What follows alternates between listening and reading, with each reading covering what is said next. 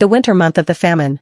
My mother stripped the cotton from the coats of the dead. With tears in her eyes, she made a padded coat for both my brother and me. My mother was never partial. Except for this one time. She gave me the softest and fluffiest coat. My sister is weak. She needs to be warm to survive the winter. My brother stood in the shadow of the oil lamp and said nothing. He never fought with me for things. Until that night, after our mother fell asleep. He stood by the drafty bed. And whispered to me, "Shuli, brother likes your coat. Can you give it to me?" Although I was reluctant, I could only let him take the coat away. Later, my brother wore that coat. And froze to death on the warmest winter night of that year. He was curled up in the corner of the woodshed. His body as hard as a stone. Mother lunged at him like she was mad. With trembling hands, she cut open that coat with scissors. Clumps of willow catkins flew across the yard in the cold wind. She held my brother's body and cried until she nearly fainted. "Why did you wear your sister's coat? Wearing this coat would lead to death." I stood amidst the flying catkins. My blood felt frozen. She buried my brother's body beside the graves of my father and younger brother. "Child, your father blames me for not protecting the family's last heir. Remember, your life was given to you by your brother. Live well for your brother's sake." On that same day, Mother turned out the last bit of food in the house. Using blood, she wrote a line at her feet. "The remaining grain is not enough for two to survive the winter. If I die, you can live." When I looked up, Mother was already hanging from the roof. I held my mother's body and cried until I fainted. The piercing chill bored into my body along my bones. When I opened my eyes again, there was no musty smell of the old coat at my nose. Instead, there was the familiar scent of gardenia. Sunlight shone through the curtains onto the soft couch. A familiar scolding came from outside. "Listen to me, you servants. Our Ching family does not lack money. Especially when it comes to food. Like this leftover meat and vegetables from overnight. You should throw them away. Don't try to save them." "Meat? You're going to throw away meat?" "No, absolutely not. But that's life. That's meat I haven't seen in 2 lifetimes. Mother, what are you doing? This is meat. How can you just throw it away?" During that winter of the famine, I didn't even dare drink an extra sip of rice water. Seeing this shiny, braised pork in the bowl, my mouth watered uncontrollably. I grabbed the piece of meat and bit down hard. It was a flavor I hadn't tasted in 2 lifetimes. Mother was startled by my behavior. She rushed over and snatched the meat from my hand. "Shuli, what's wrong with you? This is overnight meat meant for the dog's bowl. You can't eat it." I put down the meat in my mouth, my eyes full of tears. I tightly gripped my mother's wrist. The moment I felt her body heat at my fingertips, I was certain she was still alive. And I was still alive. I looked into her eyes and said every word clearly. "Mother, listen to me. A snow disaster is coming in 1 month. The heavy snow will last for 3 whole months. All the mountains and all the roads will be covered by snow. Villagers will starve and freeze to death because of this snow. At that time, rice will be more expensive than gold. No matter how much silver we have, it will be useless. Shuli, this child seems like a different person." In the courtyard, everyone looked at me with strange eyes. The eldest miss must be delusional from a nightmare. She's standing there with her eyes open, talking nonsense. If you don't believe me now, it will be too late when the snow falls. Mother's expression changed too. She quickly dispersed the onlookers and dragged me into the house. If what Shuli says is true, then the Ching family is truly in grave danger. "Shuli, is everything you said really true?" "Yes, Mother. Not a single word of what I said is false." I sat on the edge of the bed and laid out all the tragedies from my past life, word by word. After the snow disaster, there will be a great famine lasting 3 years. By then, refugees will be everywhere, filled with people driven mad by hunger. The uncle will lead those refugees to ransack our house. "Move faster. Take everything. Don't leave a single grain behind." He even, right in front of father, killed our baby brother who was still nursing. He will lock our whole family in the woodshed to starve to death. And that future top scholar he had high hopes for was actually a complete hypocrite. He never respected me, a daughter of a merchant family. He only cared about our family's money. During the famine, for the sake of 3 pancakes, he sold me to human traffickers. Just to trade for food, to feed that mistress he kept on the outside. My father was standing outside the door. He was trembling with rage. "The young man of the Zhou family treated you like that? Even though he's a scholar. He's so shameless. Your mother and I were even discussing giving the shops and 100,000 taels of silver as your dowry." My father got angrier as he spoke. He grabbed the wine jug on the table and smashed it on the floor. Porcelain shards scattered everywhere. Wine splashed all over the wall. Mother quickly stepped forward to calm him down. "The things Shuli said haven't happened yet. Perhaps she's just talking nonsense from a nightmare. Besides, the young man has passed the provincial exam. He might even become the top scholar in the future. How can we, based on a few words Shuli said, break off such a good marriage prospect? Shuli is usually such a well-behaved child. Why would she talk so wildly recently? We must not ruin her future." I shook my head violently. "I will never marry him. He's a scholar and thinks highly of himself. He has never looked up to me, a merchant's daughter. Marrying him, I suffered endlessly. In my past life, I was blinded by his handsome face. I followed Zhou Wenqian and spent money like water, declaring that I would marry no one but him. Zhou Lang, this 100,000 taels of silver is my full dowry. As long as you nod your head, I, Qing Shuli, will marry no one but you in this life. A merchant's daughter is truly vulgar. Her mouth is full of nothing but money. If not for my family's poverty, how could I suffer such humiliation? If I decline again, it would seem heartless. He was just a poor scholar, while claiming to look down on merchants. For the sake of my 100,000 taels of silver dowry, he still endured and married me. Later, the snow disaster and famine hit. Everyone was starving to death. All the food in the house was gone. Who knew he would sell me for just 3 pancakes? To feed that mistress he kept outside. Just for a full meal. If I hadn't risked my life to escape the traffickers and go home, I probably would have died at their hands long ago. Thinking of this, my blood ran cold. I looked out the door, calculating the time. The matchmaker from the Zhou family should be arriving soon. Miss, the matchmaker from the Zhou family is here. She's waiting at the courtyard gate. As expected, in this life, I will never jump into that fire pit again. Mother's face turned pale instantly. She looked at me with lingering fear. Even her breath hitched. Just like the last life, Zhou Wenqian brought no betrothal gifts. He only sent a flimsy letter through the matchmaker. The proposal document didn't even have a decent cover. This is the sincerity of the Zhou family? Back then, I was immersed in the joy of his proposal, ignoring even these insults. I immediately took the generous dowry prepared by my parents, and joyfully accepted this marriage. Master Zhou finally came to propose. I must be the happiest person in the world. As long as I can marry him. What do these formalities matter? Haha, quickly carry all these into the courtyard. Don't miss the auspicious time. I must bring the most abundant dowry, and enter the Zhou family's house with great honor. But now that I've been reborn, I will never jump into that fire pit again. I stepped over the broken porcelain on the floor to the door, and raised my hand to stop the butler who was going to welcome them. You there. Go back and tell the young man of the Zhou family. I am not marrying him. The matchmaker was stunned on the spot. She looked me up and down for a long time. Isn't the eldest miss of the Qing family usually desperate to marry? How did she change her nature today? This young lady. Are you really Qing Shuli, the daughter of the Qing family? I nodded. Something is wrong. The Zhou family told me to come empty-handed. They said as long as he nods his head for the marriage. There's no reason you would disagree. These words completely ignited my father's anger. He dares to bring such things to a proposal? What kind of place does he think my Qing family is? Zhou Wenqian, you dare to insult my daughter like this. Get out of my sight. Oh my goodness. Master Qing is going to kill someone. The matchmaker's soul nearly left her body from fear. She scrambled to pick up the document on the ground, and ran away in a panic. Just as her front foot stepped out of the Qing gate, Zhou Wenqian ignored the guards blocking, and rushed into the courtyard like a madman. He was tall and slender, looking every bit the refined and handsome scholar. Neighbors gathered at the door, pointing and whispering. They said such a handsome scholar being willing to marry me was simply a bargain for a merchant's daughter. Zhou Wenqian stood in the center of the courtyard, his face unable to hide his arrogance and disdain. Qing Shuli, you previously insulted me with 100,000 taels, and now you take back the dowry and break the promise. How can you be so deceitful? Living another life. Looking at his sanctimonious face again, I only felt like I was looking at a pile of stinking filth. I crossed my arms, looking at him with disgust. A mocking smile curled on my lips. Zhou Wenqian, do you really think you're some future top scholar? You're just a toy I spent money to keep. I said I'd marry you, and you actually believed it? If you were a bit better behaved, I might have kept you as a pet.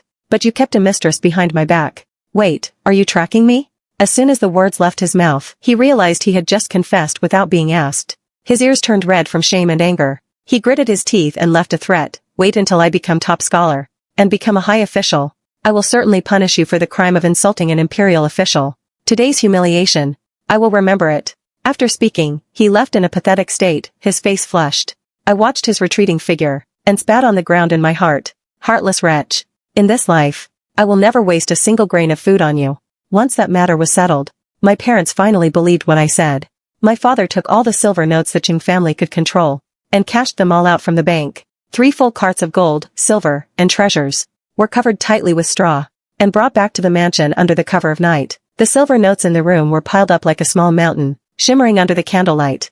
I stood in the center of the main hall, looking at my parents and brother, assigning tasks one by one. Father, mother, find people to go to all surrounding towns to buy rice, flour, and oil. The more, the better. Also, all kinds of meat. Dry it all over a fire for preservation. Collect all dry goods that can be stored. Take as much as they have. My brother has always adored me since childhood. He believed whatever I said. My brother stood aside with his arms crossed, his eyes full of determination. I continued my instructions. Brother, you take people to buy cotton cloth, charcoal, firewood, everything that can be used for warmth. The more, the better. Additionally, screen all the guards and servants in our mansion. Filter them all through. Keep only those who are loyal, reliable, and strong. Dismiss all those with questionable backgrounds. We must cut off all hidden dangers. We must not let the tragedy of the previous life repeat itself. I paused for a moment, adding the most crucial point. I remember we have an abandoned courtyard in the countryside. Though small, its location is remote and inconspicuous. It's the perfect place to take refuge. After the famine begins, there will be more and more refugees. They specifically target large mansions. In the first month of the famine in my past life, our house was ransacked and emptied. I gripped my father's wrist and urged him word by word, Father, remember to find some blacksmiths. Enclose the entire countryside courtyard with iron plates. Replace the main gate with the thickest iron door. Then have people dig several cellars. Dig as many as possible. We'll store all the food inside. It'll be much safer that way. Hearing this, my mother's eyes lit up. She suddenly became interested. She has been the most particular about food and drink all her life. Even if the sky falls, she wouldn't let her palate suffer. Take the most skilled maids and the chef from our mansion. Bring them all. Rice, flour, grain, oil, and spices. Not a single one can be left behind. That way, even during a famine, we can still eat warm meals and snacks. My father nodded. He has loved his wife and children most in this life. As long as it's for the family, he is willing to do anything. Thinking of the previous life, and what that heartless Zhou Wenqian did to me, the hatred in his eyes could not be suppressed. He turned and instructed the butler, go and find some unfamiliar faces. Pretend to be merchants from the western regions to buy grain from the Zhou family. We must buy every bit of grain they have.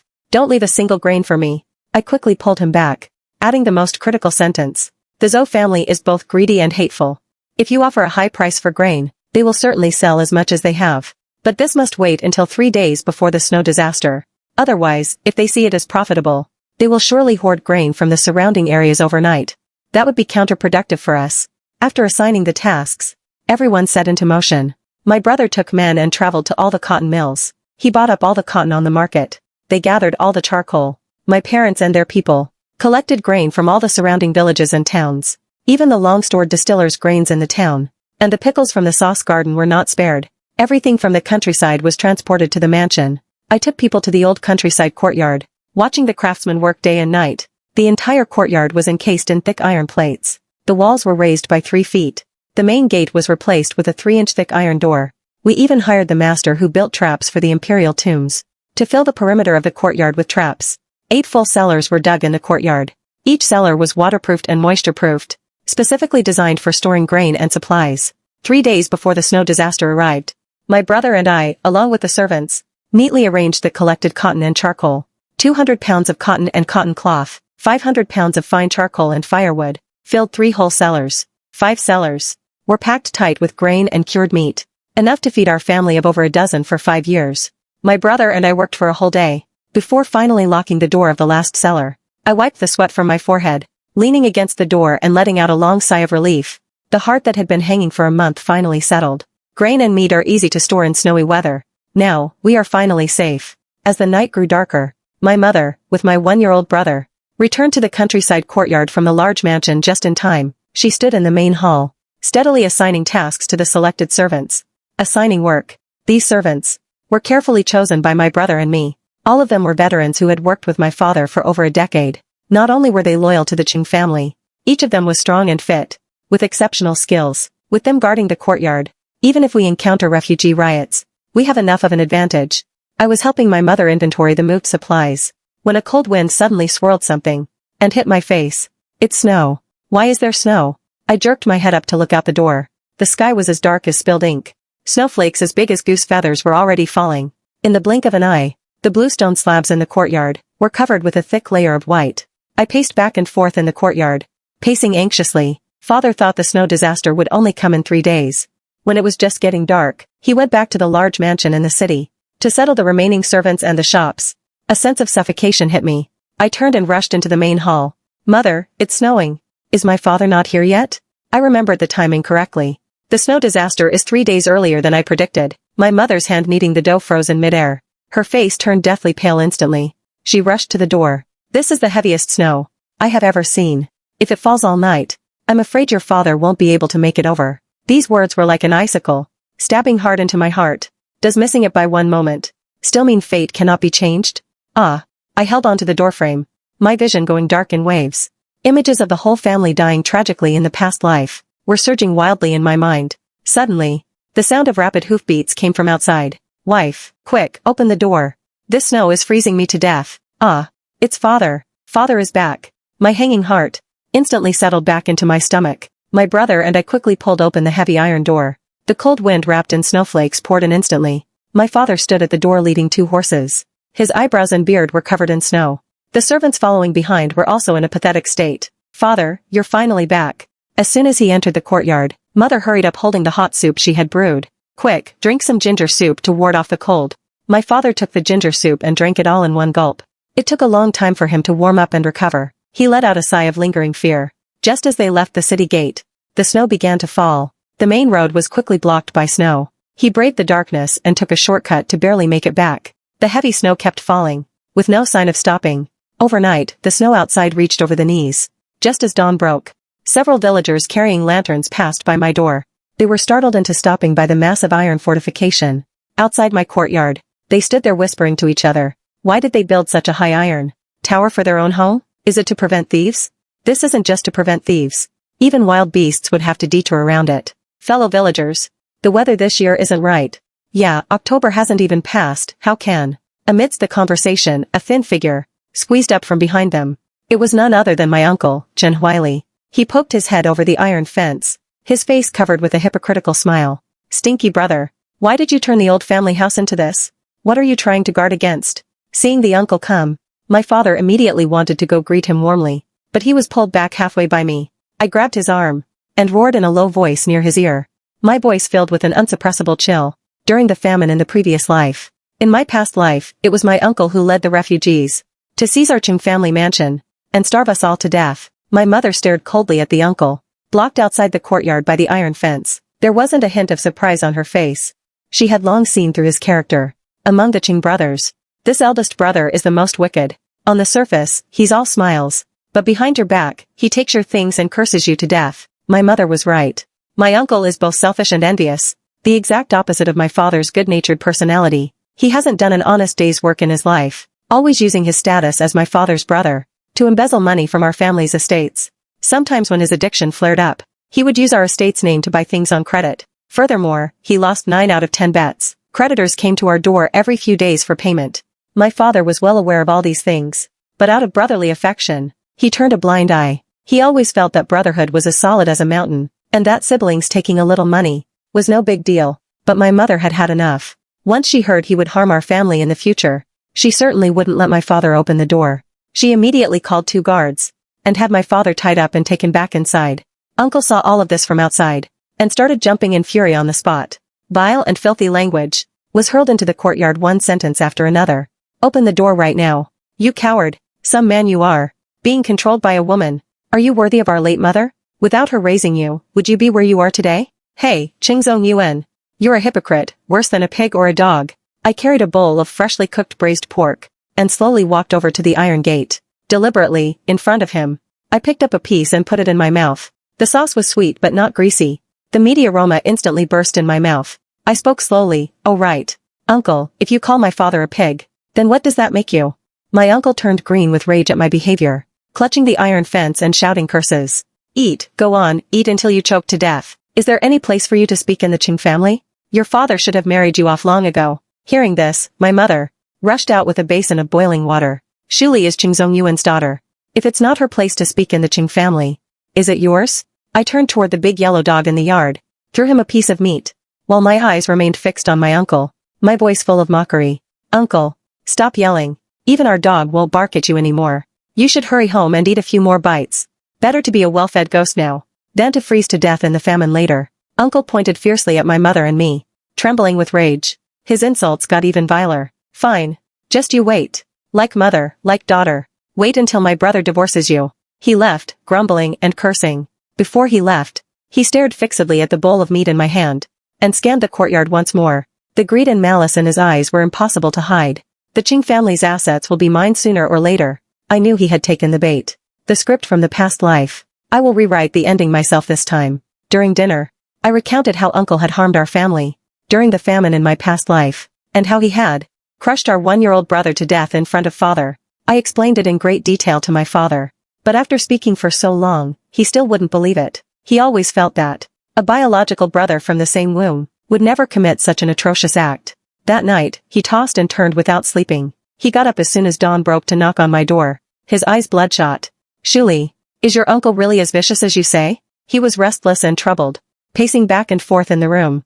"Sigh, look at this snow disaster that has arrived. What about the villagers outside? They will starve and freeze to death. Our Qing family gained wealth from the people. We should distribute grain to help them."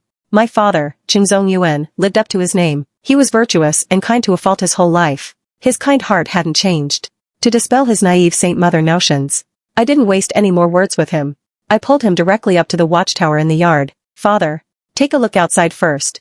I had this specially built to see everything for miles around. The snow had only stopped for a short while, but the distant village was already in chaos. We watched with our own eyes as a group of starving refugees smashed open the gate of a wealthy house. The sounds of weeping and shouting drifted over with the wind.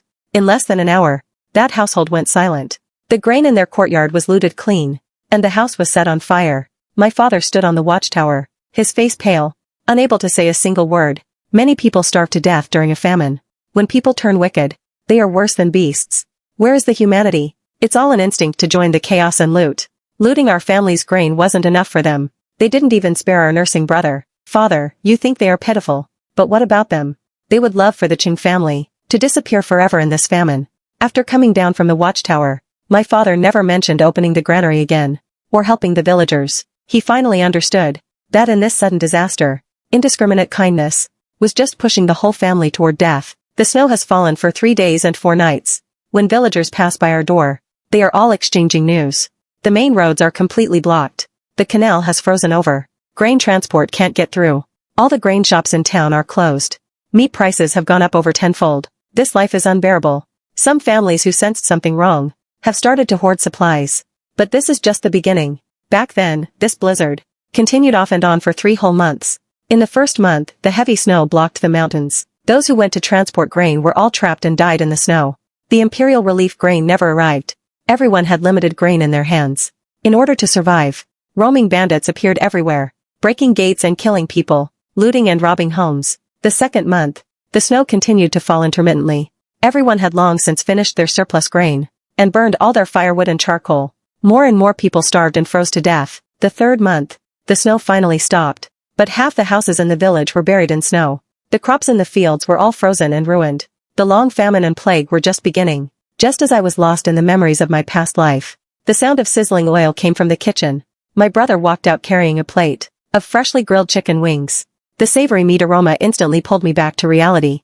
He handed the plate to me and ruffled my hair with his fingertips, his eyes full of inseparable pampering. "Shuli, come and eat the chicken wings I grilled for you. I built a chicken coop in the yard for you. Once we raise the chickens, chicks become hens. Hens lay eggs to hatch more chicks. Until this snow stops, you can eat as much chicken as you want." My mother, smelling the meat aroma, walked over quietly. She had just coaxed my nursing brother to sleep, a gentle smile on her face. Our family gathered around the charcoal brazier, eating hot grilled chicken wings, listening to the howling cold wind outside. It felt incredibly stable. The snow in the courtyard grew thicker and thicker. Father and the servants took turns clearing the snow, fearing the weight would collapse the roof. Days passed like this. The first round of the blizzard finally stopped. We were safe and well fed. The grain in the cellar was piled like a small mountain. The surplus grain was enough to last our family for several years. There was no need to deliberately scrimp. But the world outside the courtyard had completely changed. The surrounding villagers were already beginning to experience famine. Villagers who had frozen or starved to death could be seen on the roads. However, people were still relatively calm at this time, all hoping the imperial court would send relief, thinking that the blizzard had passed. But they didn't know. The snow had only temporarily stopped, and in a few days, an even bigger blizzard would return with a vengeance. The famine and plague brought by the snow disaster would torment us for 3 whole years. One evening, as we were gathered around the table for dinner, the big wolf dog in the yard suddenly barked frantically. Shouts of varying intensity drifted through the wind and snow. The voice was sharp and mean. I recognized it immediately. It was Zhou Wenqian. That scumbag. "Qing Shuli, are you going to open the door or are you trying to kill your husband?" Still that same self-righteous tone, as if his deigning to be my husband was some great fortune for me. I stood up from my stool with a start, walked to the courtyard gate and looked out. Zhou Wenqian stood outside the gate with a tattered lantern. He didn't come alone. He brought his entire family, including the mistress he kept outside. In the swirling snow, Lu Shiro was wrapped in a thin black cloak, teetering behind Zhou Wenqian. The lantern in her hand flickered, making her face look even more pitiful. A gust of sharp wind blew, and her body went limp, falling right into Zhou Wenqian's arms. The man's face turned pale with distress. He quickly untied his own cloak and wrapped it around her. "Shiro, I've wronged you." Lu Shiro leaned into his arms, her voice sweet and tearful. "As long as brother Zhou is here, no matter how big the blizzard is, I am not afraid." Standing behind the door, I almost vomited my lunch. No wonder Zhou Wenqian. His whole family was mesmerized by her. Like attracts like, they really belong together. Everything they say is more nauseating than the last. Madame Shen huddled in the wind and snow, shivering all over. She grabbed Zhou Wenqian's arm and shrieked, "Son, didn't you say the Qing girl obeys your every word? Why hasn't she come to open the door for us after all this time?" He looked at the tightly closed iron gate, anxious and chilled by the snow. Even his words were full of malice. "Before, you were desperate to marry into my Zhou family. Now you're playing games and refusing to marry? What kind of young lady's temper are you throwing? If you won't marry, fine, we'll break the engagement. Let's see who will want you then. No matter how much money your Qing family has, no one will marry a woman with a broken engagement. I'll see how your brother can hold his head up then." Look at his calculating expression. As if I care about this so-called reputation. But he doesn't think. If I really cared about reputation, why would I have chased after his son back then? Giving money and throwing myself at him? Now that I don't love him anymore. Forget about the Zhou family breaking the engagement. Even if Zhou Wenqian knelt down and begged me, I would never look at him again. Zhou Wenqian peered into the courtyard, saw the crack in the door, and his tone hardened again. "Shuli, I know you're angry with me. I brought Shiro here today to apologize to you. When has Zhou Wenqian ever bowed his head to me?" His willingness to lower himself now was nothing more than his family running out of everything at home. They couldn't endure it anymore. So they remembered me, their old cash cow. He restrained his temper and continued his act. "Shuli, my mother is still an elder after all. How can you let her freeze outside? Hurry up and invite her in. Have your cook prepare some hot soup and rice for her." What a coincidence. During the famine, it was this old woman who braved the wind and snow to find someone and sold me off, just so her son could legitimately bring Lu Shiro into the family. My hatred for her now is even deeper than my hatred for Zhou Wenqian. My mother, hearing the commotion outside, could no longer sit still. She came out in her thick coat to see what was happening. My father quickly held her back. "It's just driving away some stray dogs barking outside. How can I let them disturb you, my wife?" After saying that, he rushed out with a few guards. I followed along to watch the show. As soon as Zhou Wenqian saw me, his eyes lit up with excitement, like a hungry wolf seeing meat. He looked like he wanted to pounce over. I crossed my arms, had a handsome servant hold an umbrella for me, and sat cross-legged on a grand chair, coldly watching him perform. He fell to his knees with a thud. This son-in-law pays his respects to father-in-law, and to my wife. If not for this blizzard blocking the mountains, leaving my home without grain or meat, I would never have brought my elderly mother to disturb you. The mistress behind him saw me, and a contemptuous smile curled on her lips. I didn't even need to guess. Zhou Wenqian must have told her countless times about the absurd things I did chasing him back then, just to show off how popular he was. Zhou Wenqian had braved the snow to get here, and must have suffered plenty on the way. His lips were cracked, and his cheeks were sunken. But even in such a pathetic state, he still maintained an air of superiority. "I will surely become the top scholar in the future, to serve the imperial court then. When I become a high official, I will surely remember my father-in-law's kindness for taking us in on this snowy day. He really doesn't realize death is at his door." I carried a bowl of freshly stewed chicken soup, and walked to the iron gate, taking a big bite of a chicken leg. "Shuli, have you lost your mind? You superficial straw man. I don't need to say how you got your scholar degree, do I? And you still fantasize about being the top scholar? You should just beat it with your mistress." I suddenly remembered. In this life, I didn't marry him, so he never got his hands on my 100,000 taels of dowry. "Oh right, you haven't redeemed your little mistress yet, have you? You came to find me, hoping for my dowry money, so you can redeem your lover, right? I advise you to give up on that idea." Zhou Wenqian, having his true intentions exposed, instantly turned from shame to rage. He scrambled up from the snow, and started acting like a rogue. "Fine, we have nowhere else to go anyway. You can't just watch us die at your front door, threatening to die at our doorstep? If word gets out, the Qing family's reputation will be ruined." I burst out laughing on the spot. "You only lose your lives, but what we lose is our reputation. How could there be such a good deal in the world?" I waved my hand from behind me. The servant who previously went to the Zhou family to collect grain, stepped forward, and stood by the iron gate. The one who collected the grain Was you. You arranged it on purpose, didn't you? He finally realized that all of this was a trap. He looked at me with red eyes, his voice full of disbelief. Why would you harm me? Even if I were a bit of a womanizer. I never did anything to harm your Qing family. How could you have someone trick us out of our family's grain? And leave us so family members to starve in the snow? Surely, you never would have treated me like this before. You said it yourself, before. I looked at him, without the slightest ripple in my eyes. I even took another large gulp of chicken soup right in front of him. In the freezing world of ice and snow, this iron gate divided us into two different worlds. Outside the iron gate, he was famished, dragging his family along with no way out. Inside the iron gate, I ate well every meal, in harmony with my family. Lu Shiro, standing behind him, finally sensed something was wrong. Madame Shen also finally realized. She clutched her chest, overcome by a sudden rush of rage. Qing Shuli, our family's grain, was actually tricked away by her family servant. How can you call it trickery? We just had foresight and stockpiled grain in advance. On the contrary, it was you. When you sold me rice as if it were gold, why didn't you notice anything then? Zhou Wenqian supported his old mother, looking at me with eyes full of infinite hatred. Qing Shuli, mark my words. From this day on, I will never look at you again. Even if I starve to death, I will never ask you for half a grain of rice. After saying that, he truly led his mother and his lover Lu Shiro away. Without looking back, their figures were soon swallowed by the wind and snow, leaving no trace behind. I gave a cold snort, turned around and went back inside. The charcoal fire in the brazier was burning brightly. The meat soup stewing on the stove was bubbling away. The rich meat aroma filled the whole house. My brother handed me a cup of freshly brewed hot tea, and lightly tapped my forehead. His tone was filled with a bit of helplessness. You just had to irritate him to death to be satisfied. I took the hot tea and took a large sip.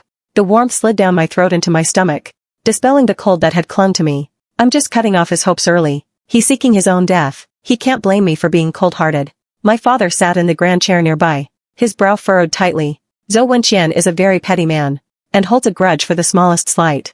Now that we've cut off his livelihood, I'm afraid he won't let it go easily. I expected as much. He has no way out. He will definitely go to Uncle for help. Both of them are full of wicked ideas. Getting them together just allows us to take them all out at once. In the past life, Chen Huili was able to find out our family's details every time, and accurately lead the refugees to find where we were hiding our grain. Zhou Wenqian was the one strategizing behind the scenes. The two of them had long since colluded. One greedy and addicted to drugs, the other hypocritical and vicious. A natural pair of villains. A few more days passed. The snow began to fall intermittently again. The famine outside was becoming more and more severe. More and more people were dying of hunger and cold on the roads. Rumors of people exchanging children for food began to appear. In the face of extreme hunger, human nature disappears entirely. Refugees passed by our door every day. The way they stared into the courtyard was like starving wolves. If it weren't for the thick iron plating and the iron gates surrounding the yard, they would have pounced on us long ago. I had the servants stand guard in shifts day and night, with their weapons never leaving their hands, always alert for a possible attack. This morning, just as the sky was beginning to lighten, the big wolf dog in the yard suddenly barked frantically. Its barks were filled with absolute ferocity. I instantly sprang from my bed, grabbed the dagger kept at my bedside, and rushed to the courtyard gate. A massive crowd had gathered outside the gate. They were all emaciated, ferocious-looking refugees, holding axes and hoes. Each of them looked like a desperate madman. Standing at the very front was my uncle, Chen Huili. He was holding a stone, shouting to the refugees behind him with spittle flying. It's them. Living inside is my brother, Qing Zongyuan. He's a renowned wealthy merchant in the city. We're all starving to death, yet what they ate this morning were nothing but fragrant meat buns. Brave heroes.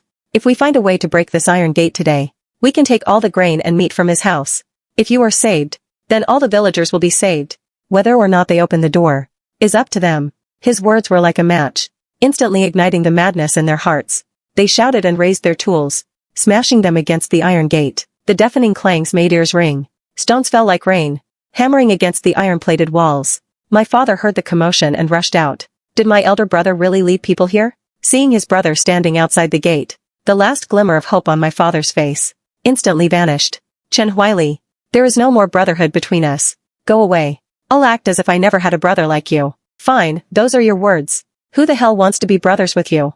You're a spineless coward, an embarrassment to the Qing ancestors. Stop being the head of this family. Let me take over instead. Once I open this place, the meat and grain inside will all be mine, just like in my previous life. After saying that, he raised a stone and led the charge to smash the iron gate. Heroes, smash this iron shell. Once the iron shell is gone, we will rush into the yard and seize everything. Heavy snow will surely fall again. For your wives and children at home, for the lives of the entire village. Everyone, charge. The crowd, incited by him, went completely mad. With bloodshot eyes, they rushed forward. Axes in hand striking the iron gate over and over. Sparks flew everywhere. But even after ruining over a dozen axes, they couldn't pry my family's iron gate open one bit. This iron gate was custom made by my father with heavy investment, 3 inches of crystal iron. Never mind axes. Even a furnace couldn't melt it.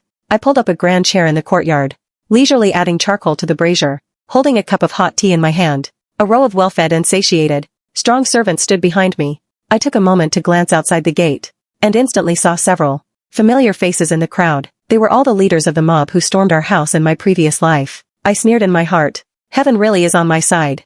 Even though I changed our hiding place, the people harming our Chung family are the same bunch. You won't be dying in vain today. After finishing my tea, I placed a few oranges on the brazier. As I peeled an orange, I intentionally raised my voice. Listen up, everyone. The man leading you is named Chen Huili. He's my uncle. Actually, we're on the same side.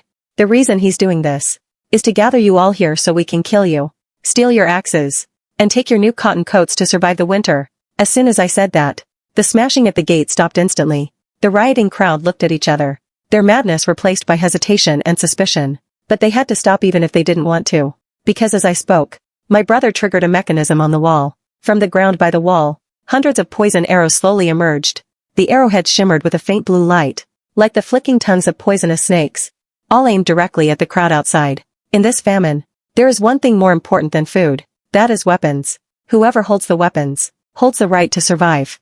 Though the mob was brutal, they were even more afraid of death. Seeing the cold light of the poison arrows, everyone instinctively took a few steps back. A few in the crowd, blinded by rage, immediately surrounded my uncle. Well, look at you, Chen Huili. To think we trusted you so much. Even giving you the last of our own grain. You were actually plotting against us like this. Did you hear that, everyone? He wants to trade our lives for his wealth. Kill him. Otherwise, I won't be able to rest in peace even if I die. I stroked the large yellow dog lying by my feet, leisurely watching the drama unfolding outside. Chen Huili was surrounded by the crowd, his face pale with terror. He fell to his knees with a thud, begging for mercy repeatedly. No, brothers. You've misunderstood me. Don't believe her. I'm just like you. I have no grain at home. You still dare to lie to us? We gave you our last life-saving grain, and you actually colluded to plot against us. For a traitorous snake like him, beat him to death. His explanations were as flimsy as scrap paper. The enraged mob wouldn't listen to a word he said. My uncle's screams carried through the wind and snow, silenced in just a few moments. Seeing this scene, my heart felt not even a ripple of emotion. He clearly had a loyal and reliable brother like my father. As long as he had behaved himself, he could have lived a life of plenty. But he was blinded by jealousy, obsessed with taking control of our Chung family. Even without this famine, he would have eventually ruined himself, and our entire family along with him. After my uncle died, the mob's anger subsided, and they decided to withdraw. But it was already too late. I nodded toward my brother. He raised his hand and pressed the trigger. In an instant, hundreds of poison arrows flew out in a dense swarm. The whistling of the arrows pierced the silence of the snowy day. They were all the ones who killed my family in the past life. In this life, I was eliminating a scourge for the people. Finishing them off early could be considered doing a good deed. For the nearby commoners, father stood at the door, trembling with rage. He finally, completely believed my words. In this famine, being soft-hearted is essentially pushing the whole family toward death. The servants opened the iron gate, quickly cleaned up the mess at the entrance, sprinkled lime on the snow for disinfection, and reinforced the outer defenses. After this incident, the surrounding mob never dared to our house again. We finally enjoyed a period of peace. The snow continued to fall intermittently, but the courtyard was warm and cozy. Every day there were hot meals and dishes, and variety in the pastries made for our snacks. The chickens my brother raised began to lay eggs, and my little brother grew day by day, starting to babble and call me sister. Our family gathered around the brazier, living a life that was stable and secure. One day, my father was holding our newborn brother who just woke up, cheerfully teasing him. He looked up at my mother. My dear, let's give our youngest son a nickname. May this wind and snow pass quickly. How about we call him Panqing, hope for son? My mother smiled and shook her head. No, no. That name is too delicate. It sounds like a girl's name. Why not call him Tuanzi, little dumpling? A family together in unity, Tuan Yuan. Ha ha ha. Tuanzi is quite a practical name. My brother sat nearby, nearly spitting out his hot tea. Tuanzi sounds even more like a girl's name. The Panqing father chose at least has some meaning. Your Tuanzi is just too literal. Ha ha ha. Our whole family burst into laughter. Outside, the snow fell heavily, and the world was freezing, but inside, it was warm and toasty. After several rounds of wine, my mother wiped a tear from the corner of her eye. Her voice was full of emotion. Thanks to our daughter, our family can stay together every day. Think about it, Shuli. Before the famine struck, your father and brother were busy with business all day. How long had it been since we had a reunion dinner? This snow disaster has actually brought us all together. I looked at my smiling parents and brother, and at my babbling baby brother in my arms. My nose tingled, and I almost burst into tears. This is wonderful. In this life, they are all still here. Our whole family is together in unity, and we will never be separated again. The snow fell intermittently for nearly 2 months. Finally, on this day, the thick layers of clouds dispersed, and a beam of golden light spilled onto the roof. It was the long-awaited sun. The sunlight hit the snow, so dazzling it was hard to keep one's eyes open. People in the yard began to cheer. The sun is finally out. I stretched in the warm room, planning to go out to the yard to bask in the sun, when a maid suddenly rushed in from outside. There's a doctor saving someone. If he's saving someone, let him. What's there to see? But the person being saved is Zhou Wenqian. Those words were like a thunderbolt, causing the orange in my hand to drop to the floor. I quickly rushed to the gate, peering out through the iron bars. Sure enough, outside the yard, a handsome doctor took off his own coat and placed it over Zhou Wenqian. Having not seen him for 2 months, he was so thin he was nothing but skin and bones. I didn't know why he had fainted in front of my house, but it certainly wasn't by coincidence. The doctor held silver needles, intently performing emergency acupuncture on Zhou Wenqian. The man looked gentle, his face bearing a hint of exhaustion, but between his brows was an air of great compassion. Seeing that Zhou Wenqian was nearly breathless from hunger, he actually used a needle to slice his own palm, feeding his blood drop by drop into that scumbag's mouth. Brother, open your mouth. I stood behind the iron gate, so shocked that the orange in my hand fell to the ground again. What kind of living saint is this? Using his own blood to save this degenerate? I couldn't take it anymore. Ignoring the family's attempts to stop me, I opened the iron gate and rushed out. Stop. You are not allowed to save him. I rushed over and grabbed the doctor's arm, trying to pull him away from Zhou Wenqian. Just let him die. But the moment I reached out, I suddenly noticed that at this living saint's waist hung a golden medallion. On it was carved the exclusive imperial dragon pattern, and the imperial surname of our dynasty. The imperial surname. Young lady, what is the meaning of this? Is he the emperor? No. He's only in his early 20s. Could he be a prince? Or the crown prince? I suddenly remembered that in my previous life, the emperor did send his most valued third prince, who was then the crown prince, to head south for disaster relief. It was just a pity that I died too early to wait for the crown prince's arrival. I never expected the doctor before me, who was giving blood to save a life, to be the current crown prince, Ji Jingyao. He didn't get angry when I grabbed his arm. He just slowly stood up.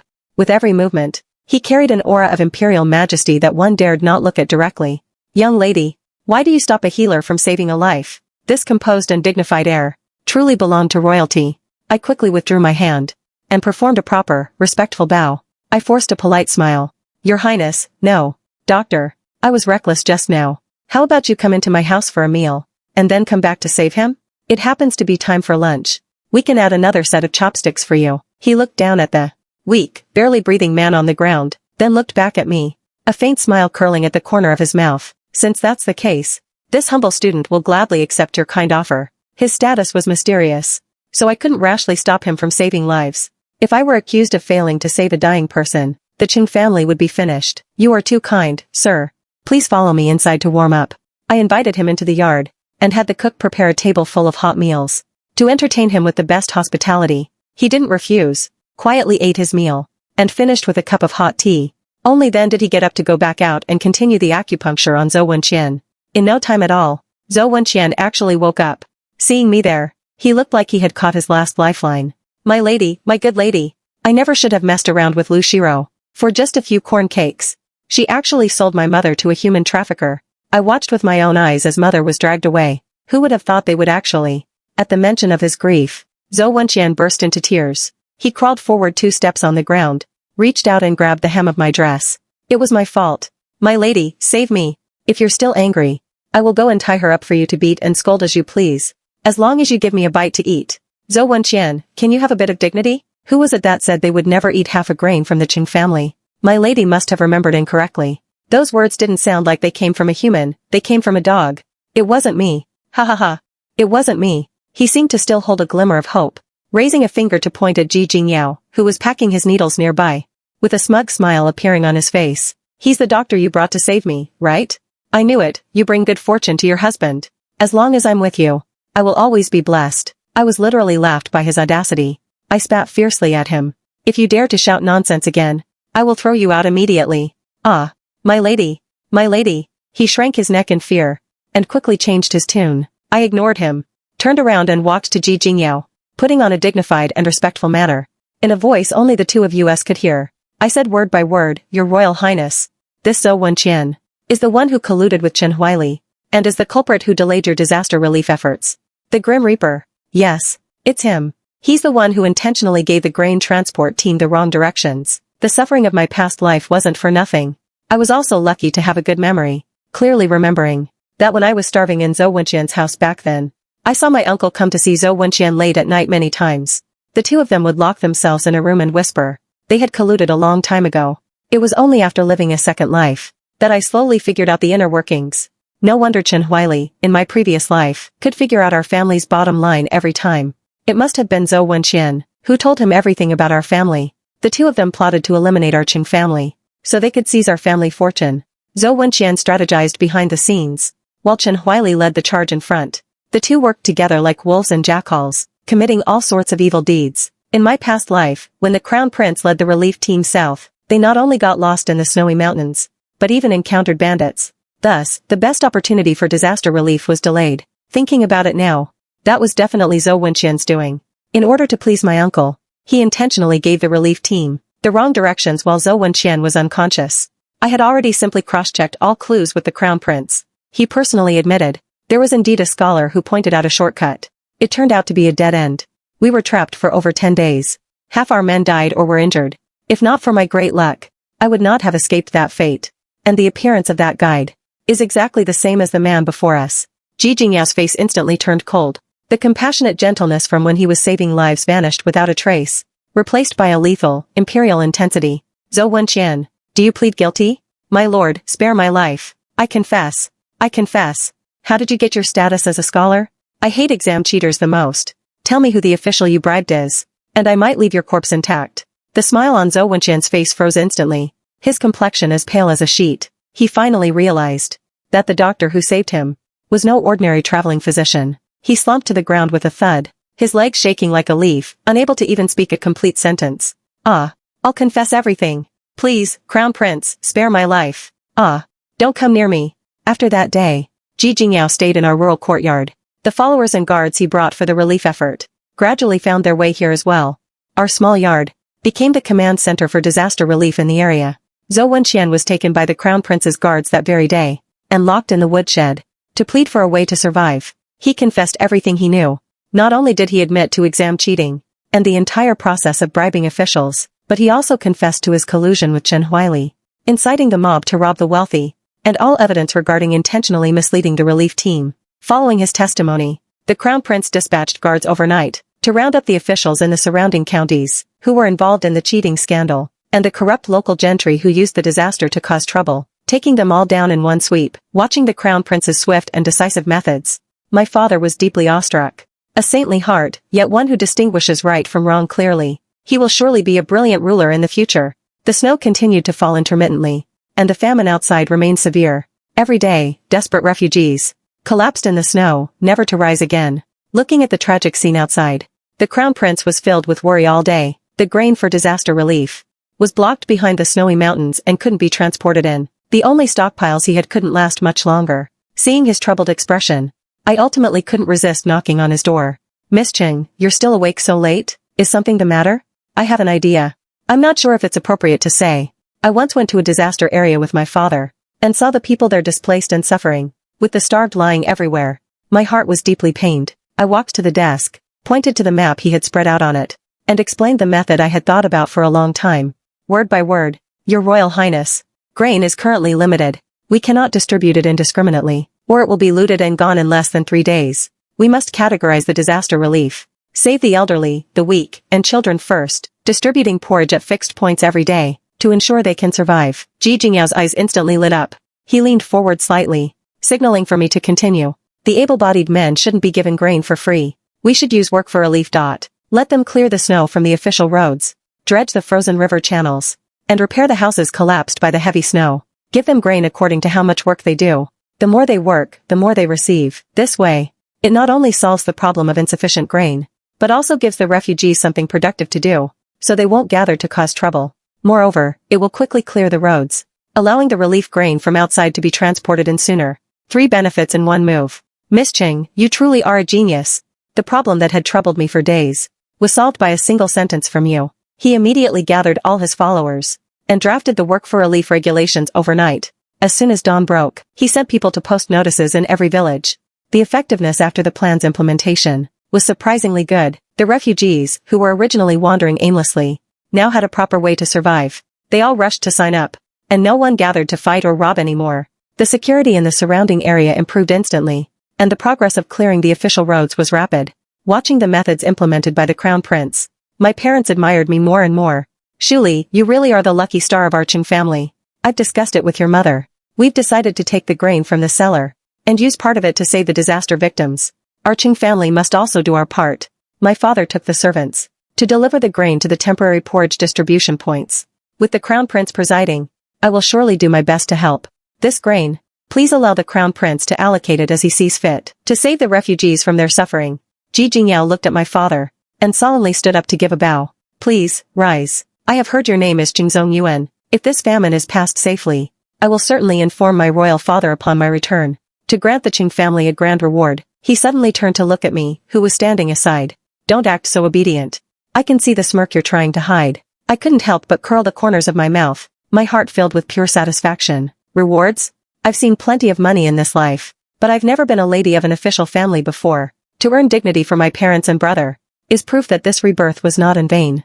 As the days passed, under the implementation of the Work for Relief program, the official roads blocked by heavy snow were soon cleared. The imperial relief grain and the army finally entered the city in a grand procession.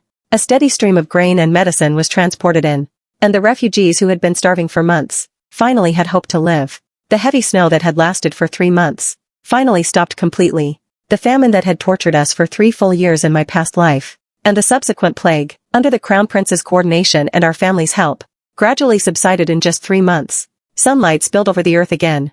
The snow melted, and tender green grass sprouted from the ground. Everything was full of life. Life was gradually getting better, but my mother's heart felt as if it were weighed down by a stone. She was distracted all day. Mother, what has been wrong with you these past few days? You're always avoiding me. Shuli, come in with mother. I have something to say to you. With red eyes, she pulled me into the bedroom and took a brand new cotton-padded jacket from the wardrobe. It was embroidered with an exquisite pear blossom and filled with the softest new cotton. Shuli, mother, did I really do such a heartless thing to you in the previous life? Did I really give you a jacket stuffed with willow catkins? My child, how could I have been so foolish back then? Her voice trembled uncontrollably, and large tears fell one by one. If it were now, mother would never do that again. Even if I know that doing so back then was out of desperation. Seeing her guilt-ridden face, my heart ached. I reached out and gently patted her back. Mother, I know you did it for the sake of the family, and for the survival of the Changs. I don't blame you. Really. I paused, my voice also becoming a bit choked. Because brother loves me very much. And he loves you very much too. He swapped jackets with me, trading his life for mine. He simply wanted to tell you that the Qing family's legacy doesn't distinguish between men and women. I leaned on mother's shoulder and poured out all the words hidden in my heart. The fact that I have such a bold personality is also thanks to brother. Since we were young, he always whispered in my ear, telling me to do whatever I liked. If I wanted to study, I should go to school. I smiled, but tears fell nonetheless. Back then, I also asked brother if it was wrong, because these things didn't conform to a woman's 3 obediences and 4 virtues. Do you know what my brother said? He actually said, to hell with the 3 obediences and 4 virtues. My sister doesn't need to follow those restrictive, rotten rules. Mother's face was completely wet with tears. She held me, her whole body shaking as she cried. She had lived for the Qing family all her life, bound by her identity as the matriarch of a merchant house. In that moment, she seemed to have found her childhood self again. The girl who was sold by her father to a human trafficker, yet remained stubborn and unyielding. Shuli, during these months of famine, mother feels as if I have lived my life over again. It's all thanks to you that we were able to survive. Just then, the sound of suppressed sobbing came from behind the door. Oh, my dear Shuli, let brother give you a hug. Is my brother a pervert? The bond between you siblings truly makes me envious. Qingshuli, we are siblings. Don't fall in love with me, that's too gross. I was amused by him and burst into laughter. With tears still on my face, I laughed with pure joy. In your dreams. This is wonderful. My family members are all standing safe and sound before me. I curtsied to them, then smiled and waved my hand. Emotional time with mother is over. Let's go eat. From now on, for our Qing family, there are many good times ahead. Ji Jingyao stayed in the disaster area for another month. After arranging all the relief matters properly, he finally decided to set off back to the capital. Before leaving, he specifically came to find me. He stood under the pear tree in the yard. Light filtered through the branches and fell upon him. He looked at me, his eyes filled with sincerity. Qingshuli, are you willing to return to the capital with me? I was stunned for a moment. Then I smiled and shook my head. Your Royal Highness. I was born into a merchant family, and raised in the marketplace. The high walls and grand courtyards of the capital do not suit me. I only want to stay with my family, and live a peaceful life on this land. He did not force me, but simply nodded, the admiration in his eyes deepening. Good. I respect your choice. I will always keep a place for you in the capital. He took off the golden token from his waist, and handed it to me. If you have any difficulties in the future, just take this token to the capital to find me. I took it with both hands, and gave him a solemn bow. I thanked him for his kindness. The Crown Prince's procession departed in a grand manner. Our family's life also returned to its normal track, but compared to the previous life, it was already worlds apart. A few months later, the imperial decree from the capital arrived. The emperor, grateful for the Qing family's contribution to disaster relief, specially appointed Qing Zongyuan as a fifth-rank Fengyidafu.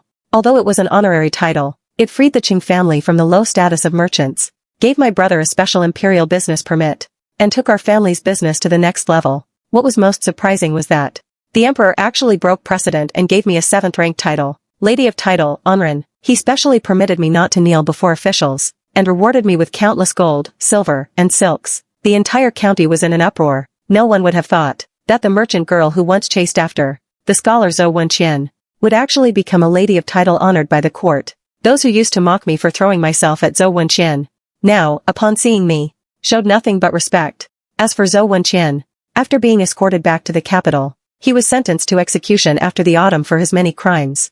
The examiners who colluded with him in the cheating scandal were all dismissed and investigated, ending with their properties confiscated and being sent into exile. His obsessive dream of becoming the top scholar ultimately came to nothing. That Lu Shiro, a few days before Zhou Wenqian was caught, for the sake of 2 corn cakes, sold her severely ill mother-in-law to a human trafficker.